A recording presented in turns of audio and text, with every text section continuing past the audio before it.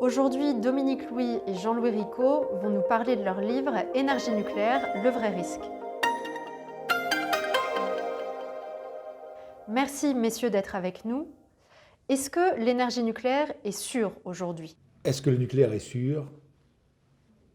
La réponse est oui, de façon évidente. Et 45 ans, 50 ans de fonctionnement du nucléaire le prouvent. Il n'y a eu qu'un seul accident de réacteur sans victime, qui est le réacteur de Three Mile Island en 1976. Tchernobyl et Fukushima ne sont pas des accidents nucléaires.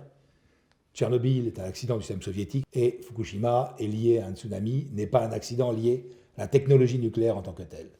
Et juste après Three Mile Island, l'ensemble de la communauté nucléaire s'est mobilisé pour tirer tous les enseignements de ce qui s'est passé et pour équiper les réacteurs, pour former le personnel, pour que plus jamais un incident comme TMI se reproduise. Les déchets nucléaires soulèvent également beaucoup de craintes de la part du grand public. Comment sont-ils gérés? Alors, déjà, il y a un problème de vocabulaire, parce qu'on parle souvent d'enfouissement des déchets, si vous voulez.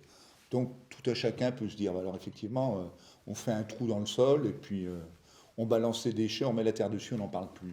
Bon, on est bien loin de ça. C'est une filière qui dépense beaucoup d'argent pour bien conditionner ce qu'on appelle des déchets. Il est clair que le nucléaire a été diabolisé par ses opposants au travers du risque associé aux déchets. En jouant sur le fait de dire ces déchets, ils sont là pour toujours et on ne sait pas les gérer. Mais ceci est vrai de n'importe quel déchet industriel. Les fibres d'amiante, elles sont là pour toujours. Le mercure, il est là pour toujours, etc., etc. Et contrairement à beaucoup d'autres industries, dès le début, le nucléaire s'est appliqué à développer des procédés qui permettent de conditionner ces déchets à très longue durée de vie sous des formes extrêmement stables. Et donc aujourd'hui, les déchets nucléaires ultimes sont incorporés dans un verre, l'obsidienne, et seront enfouis à plusieurs centaines de mètres de profondeur, de façon à être inaccessibles à la vie humaine. Et aucune autre industrie n'a jamais, depuis son origine, accordé un tel soin à la gestion de ces déchets résiduels. En conclusion, que fait la filière pour être la plus sûre possible? La meilleure façon de se protéger, c'est la transparence.